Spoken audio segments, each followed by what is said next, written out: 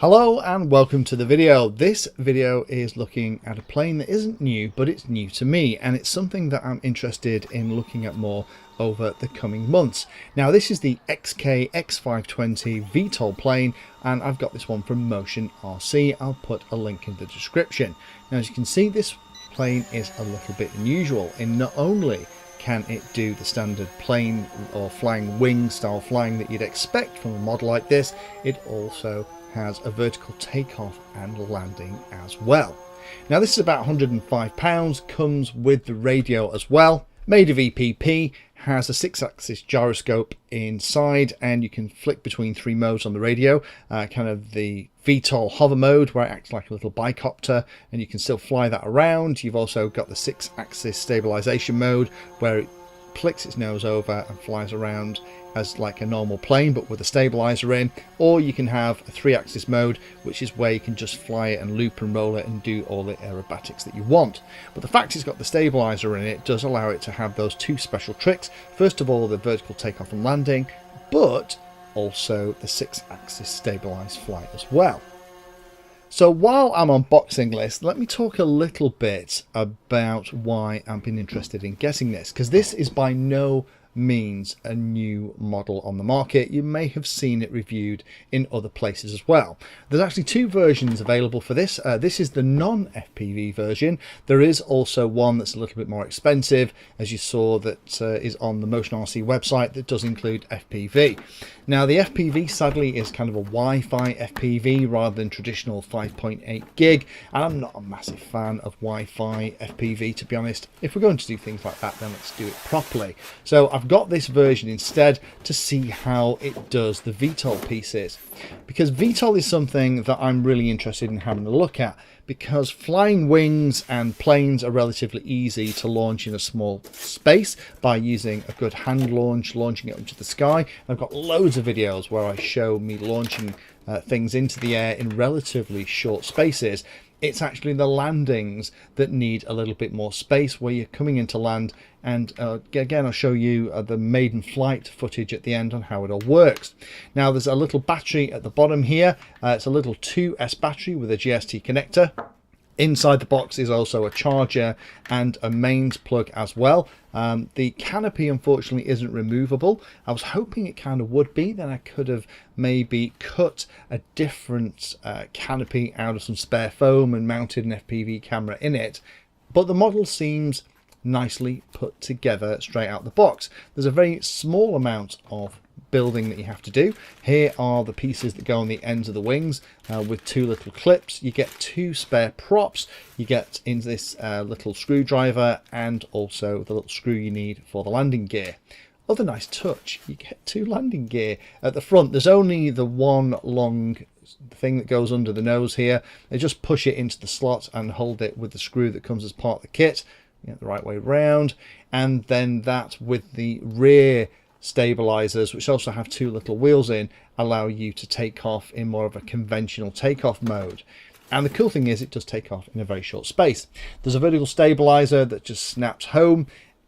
Once that's installed, all you need to do is charge the battery and put a load of batteries in the back of the radio.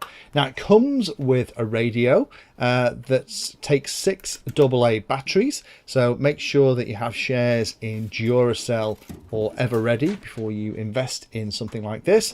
And there are very few controls on the radio. The only ones you're really interested in is the one in the corner, which flicks you between the 3 different flight modes. That's about it. So let me very quickly show you how to attach the pieces. First things to do are to attach the winglets. They have little wheels on as part of it, and rather than being screws or clips, it's quite a cute little system. What you do is you kind of push them over these little rotating clips at the end of the wing, rotate them into position, and they hold the winglet in place. Make sure you're putting it on the right side so you have the little wheel piece at the bottom, and there's some nice rubber bits at the back which hold it vertical when you're going to do a vertical takeoff. And that, along with snapping the vertical stabilizer in place, is the plane built. So it's not too tricky to also take it apart if you want to put it back in its box for safekeeping or for transport. So now we've got that done, let me just show you how it works. Once you've got the radio all set, hold the sticks out to the outside low positions, and that will start the motors. Set the throttle to about 50%, and then press the takeoff button. Press and hold it for a couple of seconds, and it will lift into the air, and away you go. So let's jump to the actual field itself, and I'll show you the proper flight that we did. There was a little bit of wind on this day, so the plane will rock a little bit, but hopefully it'll give you an idea of how it flies. So first of all, we're going to take off. When you're taking off, there's a bit of wind. Make sure that it's side onto the wind, and then that way it will take off and not immediately get blown away. Set throttle 50%, press the takeoff button, and up it goes. Now we're using the lee of this little building on the left of us here just to kind of keep it out the wind, but I'm going to transition as it's starting to get away from me. I didn't want it to get this far away. Okay, flick the button into 6-axis mode, which is the middle position, and now we're flying as a plane. But the really interesting thing is, because it is using a 6-axis stabilizer, and I've done loads of videos adding stabilizers into planes, it is really nice to fly. Now it's flying, like I said, about probably 12-13 mile an hour winds, a little bit gusty, and you can probably see as it's going down the field, if you can see hopefully clearly enough, that it's kind of pointing into the wind and managing itself really well. But it is very, very easy to fly and is handling itself really nicely. There's no gains been set up, there's no extra controls on the radio that you have to think about. All you do is you kind of flick it into either the hovering mode or the 6-axis mode, which is what I've got here, or the 3-axis mode if you want to fly like a lunatic. And it's absolutely great. So while I'll just let this maiden flight finish as you're watching it, I do like the fact that everything you need comes in the box, apart from those 6 AA batteries you need to pop into the radio. The manual that you get inside the box is very basic, but covers everything that you need to know. It's dead easy to put together. You don't need lots of screws or glue, and there's some really nice touches like the rubber feet and the little wheels on the rear vertical stabilizers at the ends of the wings that kind of work with a little wheel at the front. I do like the fact that there are loads of spares available for this thing, so if you do accidentally break it, that you can get spare parts, as well as having a couple of spare blades in the kit itself. In the subsequent flying that I've been doing with this, I haven't broken any blades, because with that front wheel it does tend to keep everything out of the way of the ground, even if it falls over. And that is something that I found coming into land. It does like to just fall over. Any small gust of wind will knock it off that support that's supposed to hold it vertically. It is unbelievably easy to fly in both stabilization, and the VTOL mode and 3D mode is really nice as well. So if you're interested in maybe trying out a plane or trying a VTOL, then this is something that could work quite nicely. And for me, I'm more interested in kind of using this as a bit of an education for myself. Vertical takeoff and landing is something that I'm more interested in as I move forward. There are stabilizers and lots of different ways that you can do VTOL craft, but I like the idea of just being able to have a little wing that you pop on the ground like this, blip the throttle and have it take into the air vertically, but also to land vertically as well. And interestingly, looking at some of the design considerations on this particular wing, you can see how it's working. Because of those props sitting in front of some very large elevons at the bottom of the wing, those elevons are always sat in the airflow, the downwash from the props, and it's using that along with the thrust to kind of vector itself about and to remain stable. So this has been really useful for me, just to kind of get an idea of what the art of the possible looks like with this particular type of VTOL configuration. Although we'll be doing hopefully more on VTOL in the coming months as I start to explore this in more depth. A couple of things to be aware of. First of all, this is the FPV version is Wi-Fi FPV. I'm not a massive fan on that. It's such a shame there isn't a little pod that you can pop up on here that will not affect the central of gravity too bad and still allow it to do everything you want to do. It'd be great to kind of take off from a 2x2 foot square in front of you, fly around and have, you know, a 10-minute flight and then land back at your feet. There's not a lot of authority in VTOL mode, just be careful of that. Just like we saw in the practice, as soon as it got into the wind started to blow it down the field.